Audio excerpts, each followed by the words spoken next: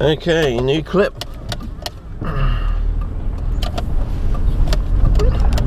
Through the township of Clarendon. Is it 1847 or something? I didn't read the sign. Parked in front of it, didn't even read it. Anyway, we've got a good bit of sunnage now, so we got to see whether our cloth is doing any improvements.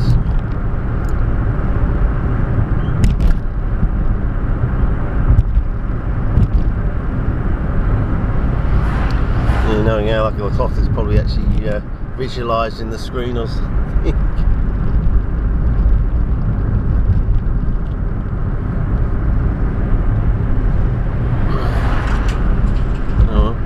Once we get all these bits and pieces out of the way, next year I'll just do the clips, and I won't bag on about the camera so much. But if the ICPS wants to get behind me, yeah, I'll make a trip to WA, you know, make it a 6-month trip, and I'll go absolutely everywhere.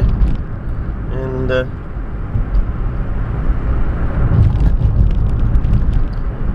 maybe if Ross Graham comes over, I don't think he can actually come over for 6 months, but you know, maybe he can meet me over there, something, you know, part of the trip or something, you know.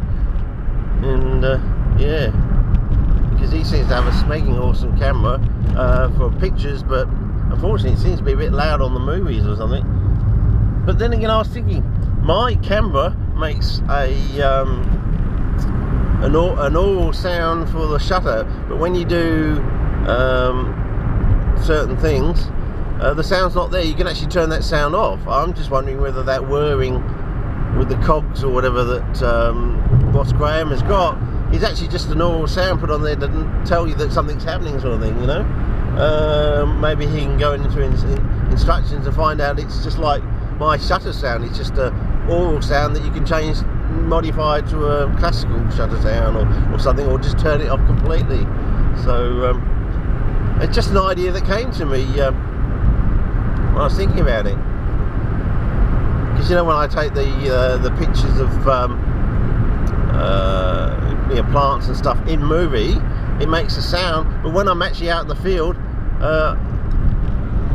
sometimes I'm getting blurry pictures because it makes no sound to me when I'm actually taking the photograph. So I can't tell whether I've pressed the button deeply enough, you know, to go past the halfway mark, to, you know, go past the registering business to the actual taking of the photograph.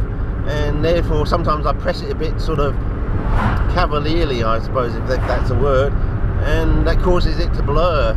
I push the camera slightly to one side doing that, and it causes it to blur. So I actually need to actually have the sound switched on there for me, rather than, but it is actually on screen, but not physically out in the real world when I'm actually taking the photograph. So, you know, I'm just thinking whether that's the problem with Ross's whirring cog sound, whether it's just it's not actually happening, it's a synthetic sound that he can actually switch off. So just an idea. Anyway, I think I'll go the classic way, so we can compare it with other footage and stuff. Whether we have to shift the camera over more, I don't know. We'll find out, I suppose. It's better than nothing, isn't it? You know, and it's cheaper than, you know, an air ticket, you know, airplane ticket here, isn't it? Just unfortunately, it's not in 3D. It would be nice if it was in 3D.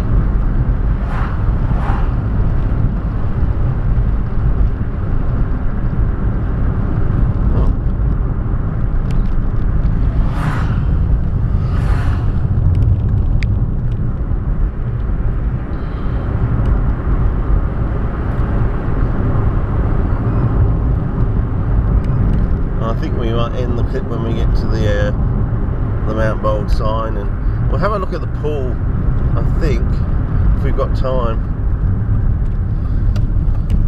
I'm getting pretty good at getting these get in there, get on with, and get out sort of clips. So we'll see what we can do. Well, the emu might be out there on the left, but I can't really turn the camera now. It's all set up to be level and stable and everything else. So Take a lot to remove the clobber. Anyway, we'll see how we go. I'm doing 60 now, which is, I think, is the speed limit in here. We'll have to see. If I see a 50 time, I'll go down to 50, but you know.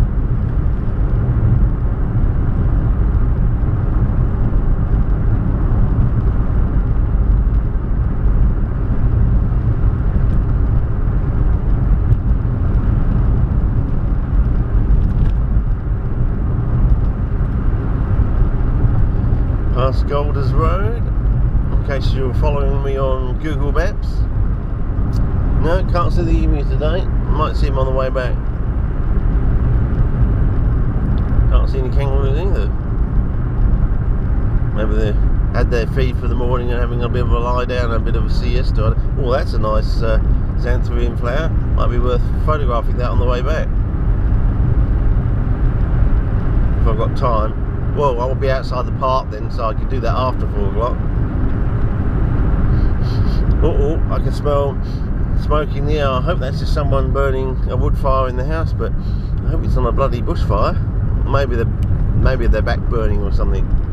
But yeah, I've got to keep an eye out on that. I don't want to be down in POLY-POM-PHO LYX country and you know, a bushfire sort of starts up around me.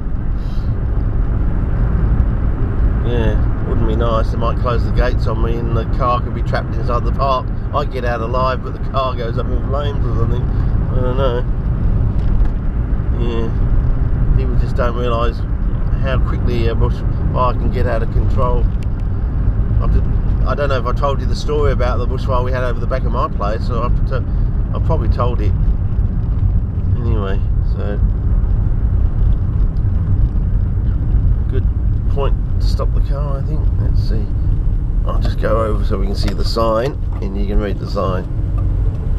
There we go. I don't know how close I can get. Can you read that sign?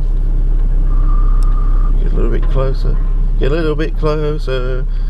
Yeah. No, it's not the ink spots, is it? It's the oh geez, Pee-wee, whatever his name is. Anyway, that's your sign for you, and we'll start a new clip, I think.